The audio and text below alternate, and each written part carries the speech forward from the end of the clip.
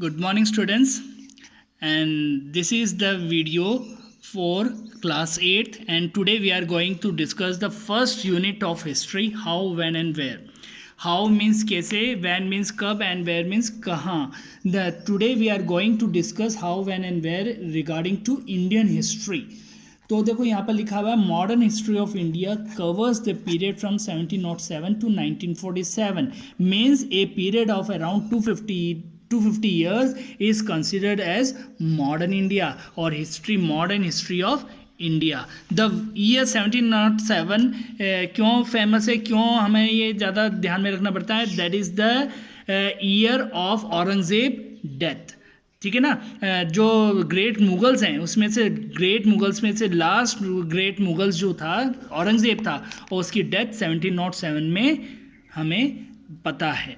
और 1947 it is the year of Indian independence from the British empire. ठीक है ना. अब इसकी डेट्स की बात करें तो हमें पता है कि बिफोर ब्रिटिश रूल हमारी इंडिया में जो रिकॉर्ड्स मेंटेन करते थे वो ब्राह्मण्स करते थे, लेकिन जो रिकॉर्ड मेंटेन करने का जो मेन एक प्रॉपर चैनल बना वो ब्रिटिश एम्पायर में इंडिया में बना था. क्योंकि ब्रिटिश एम्पायर का मानना था कि जो भी हैपनिंग्स होती हैं, जो भी इवेंट्स होते हैं, जो भी घटना होती है, जो भी मतलब इवेंट्स होते हैं, उनकी एक प्रॉपर डेट, ईयर, टाइम सारा रिकॉर्डेड होगा इन राइटिंग. ठीक है ना. वो रिकॉर्ड में राइटिंग में रखते थे. तो इसमें से एक फिलोसोफर थे, ब्रिटिश फिलोसोफर थे, उनका नाम था जेम्स मिल. क्या था उनका नाम? जेम्स मिल. उन्होंने इंडियन हिस्ट्री को 3 कैटेगरी में कैटेगराइज करा था. पहली कैटेगरी थी हिंदू. इंडियन हिस्ट्री को हिंदू बोला था उन्होंने.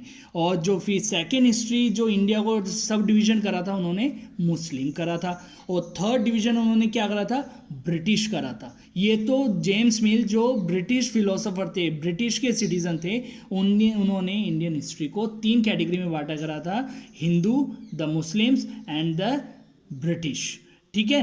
तो वो कैटेगरी कौन कौन सी थी? लेकिन अब बात करें, अब रिकॉर्ड की बात कर रहे हैं, बल्कि जो भी ब्रिटिश एम्पायर में बोलते थे, मतलब ब्रिटिश एम्पायर का मानना था कि जो भी हैपन, मतलब जो भी रूल होगा, जो भी सर्वे होगा, जो भी इवेंट होगा, उसकी हम हर चीज़ को एक नोटबुक में, एक डायरी में नोट करेंगे. जैसे बायोग्राफी होती है ना एक, जिसमें हम अपनी डे टू डे एक्टिविटीज़ लिखते हैं, हर दिन डायरी लिखने की आदत होती है, वैसे ब्रिटिश ने भी कहा था कि गवर्नमेंट इवेंट्स या गवर्नमेंट के जो लॉज होते हैं वो भी रिकॉर्डेड होंगे. उसमें से देखो ये है जेम्स मिल. इन्होंने इंडियन हिस्ट्री को 3 कैटेगरी में बांटा था: the Hindus, the Muslims and the Britishers. ठीक है ना. अब कुछ इसके अलावा अगर हम मेन सेलिब्रिटी की बात करें या मेन ब्रिटिश ऑफिसर्स की बात करें जिन्होंने इंडिया को रूल करा, उसमें से पहला नाम आता है वैरन हेस्टिंग का. वैरन हेस्टिंग का नाम मैंने क्यों नाम लिया, एक ही नाम क्यों लिया?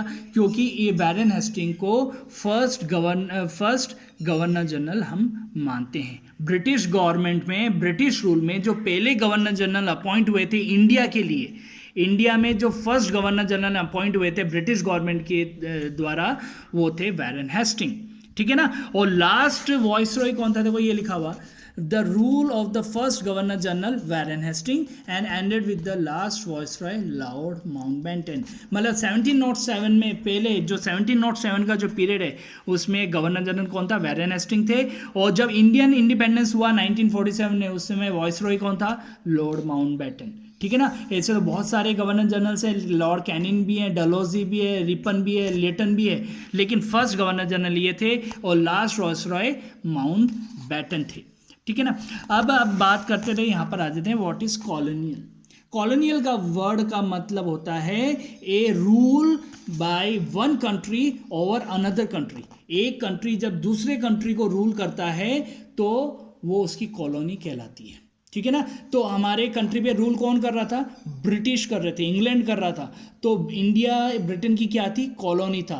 और उस कॉलोनी को जो रूल करता है, जो रूल चलता है, उसको कॉलोनियल रूल कहते हैं. तो कॉलोनियल रूल को हम इन सिंगल सेंटेंस में कह सकते हैं: when one country rule over another country, ठीक है ना, is called is called colonial rule. तो इंडिया भी कॉलोनियल रूल के अंडर था। कितने साल था? 250 साल था, क्योंकि हमें पता है कि हमारे इंडिया को ब्रिटिश गवर्नमेंट ने 250 ईयर्स रूल करा है। देखो ठीक है ना, यहाँ पर हमारे कॉलोनियल रूल है। द वर्ड कॉलोनी आपको बता दिया मैंने, और कॉलोनियल रूल क्या होता है वो भी मैंने आपको बता दिया। फिर यहाँ पर आता है एडमिनिस्ट्रेशन प्रोड्यूसेस रिकॉर्ड्स, ठीक है ना। अब मैंने as I already told you कि ब्रिटिश गवर्नमेंट का ये मानना था कि जो भी कुछ वो रूल, नए आदेश, जो भी लॉज वो बनाएंगे उसका एक पर्टिकुलर रिकॉर्ड रखा जाएगा, और वो रिकॉर्ड भी एक प्रॉपर हैंडराइटिंग में, एकदम नीट एंड क्लीन हैंडराइटिंग में होगा, उसमें रखा जाएगा। उसी के लिए उन्होंने एक्सपर्ट्स होते हैं, जो एक्सपर्ट्स होते हैं, हैंडराइटिंग एक्सपर्ट्स होते हैं, उनको कहते हैं कैलिग्राफिस्ट। क्या कहते हैं? हैंडराइटिंग के जो एकदम डेकोरेटिव हैंडराइटिंग में अच्छे से लिखते हैं उनको कहते हैं कैलिग्राफिस्ट होते हैं। और ब्रिटिश गवर्नमेंट ने इन एक्सपर्ट्स का क्या लिया? सर्विस लिया। और क्यों लिया? क्योंकि उनका मानना था कि हमारे जो भी लॉज हैं उसको एक प्रॉपर अच्छी हैंडराइटिंग में लिखे जाने चाहिए। तो देखो यहाँ पर लिखा भी हुआ है, the documents were copied out and written by calligraphist, ठीक है ना। फिर हम बात करते हैं, ब्रिटिश गवर्नमेंट का ये भी मानना था कि जो भी हम लॉ बनाएंगे उसके पहले, लॉ बनाने के पहले हम सर्वे भी करेंगे। देखो यहाँ पर लिखा हुआ है सर्वे बिकम इंपॉर्टेंट।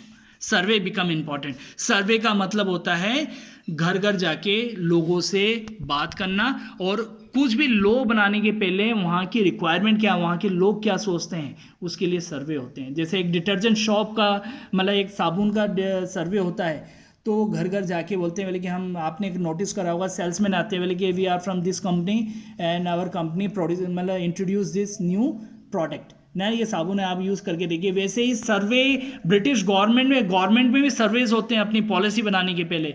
तो ब्रिटिश ने भी गवर्नमेंट, मतलब सर्वेस कराए थे। उसमें से पहला सर्वे जो उसने कराया था पॉपुलेशंस के लिए कराया था।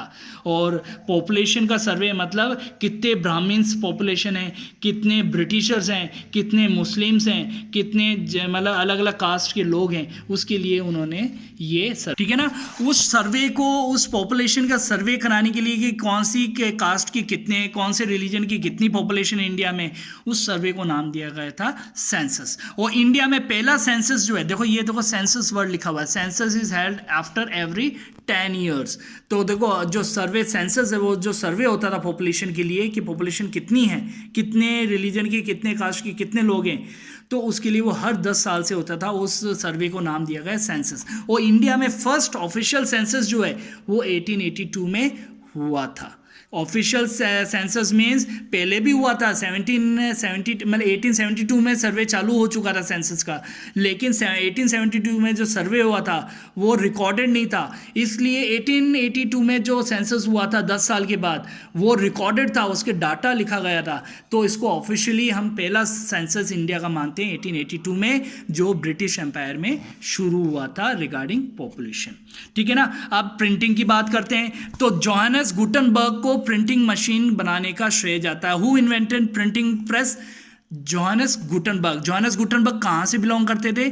जर्मनी से बिलोंग करते थे। वो कहाँ के थे? जर्मनी से। और उन्होंने ये प्रिंटिंग प्रेस बनाई थी। और प्रिंटिंग प्रेस पे पहला बुक जो छपा था, पहली कॉपी, वो बाइबल का छपा था, the holy book of Christians, ठीक है ना, जो जर्मनी में छपी थी। फर्स्ट प्रेस, मतलब first document to be printed on the printing machine, first ever printing machine in Germany by Johannes Gutenberg is Bible. उसके बाद जो भी रिकॉर्ड थे, पहले हैंड राइटिंग रिकॉर्ड होते थे, जब से प्रिंटिंग मशीन आया, जो हैंड रिटन रिकॉर्ड्स किसमें होने, मतलब रिकॉर्ड मेंटेन होगा, उसमें प्रिंटिंग प्रेस पे वो छपने लगे और उसकी फाइल्स और डॉक्यूमेंटेशन होना शुरू हो गया। This is all about the Indian history.